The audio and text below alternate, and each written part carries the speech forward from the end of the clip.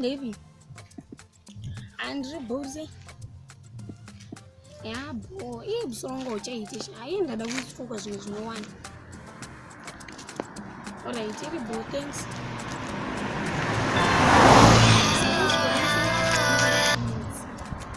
Hello?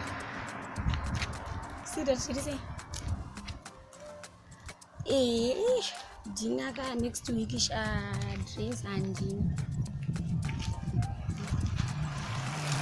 Around Rukuda, right? Range 35.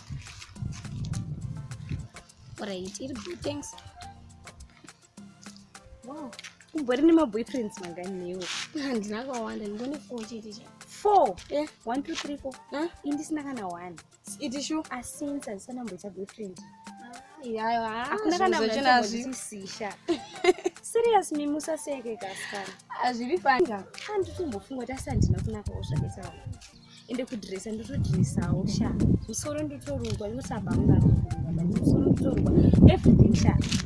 As no maybe chin shy, and guessing I don't do it. Alright, here, Kunamatirwa. Prophet on the back. So one.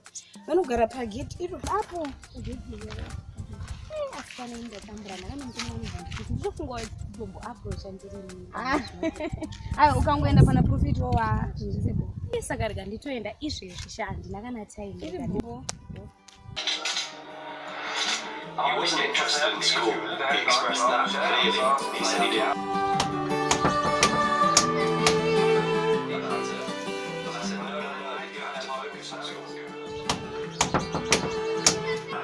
Come in.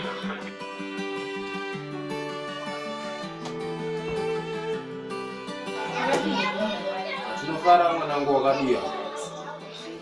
Wanapeuka. So how can I help you, my daughter, today? No, what I'm going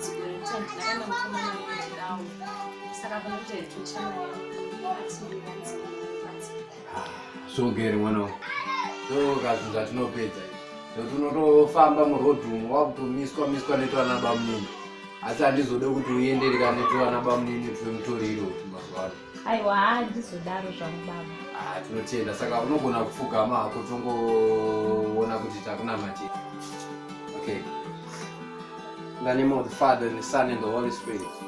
What I come for you right now is I bless this lady in the mighty name of Jesus Christ. Tichiramba mweya yese yekushorwa nevakomana murodhi.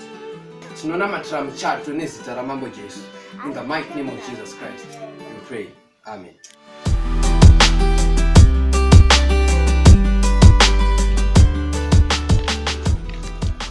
Chimoku kechi. Sister.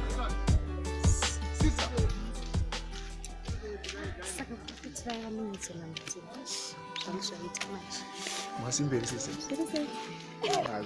Mbona bunza wewe? Bunza. Dangido rodinza ne kokenti.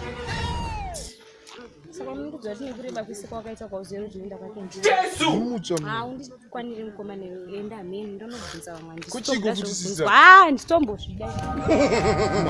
Simireka.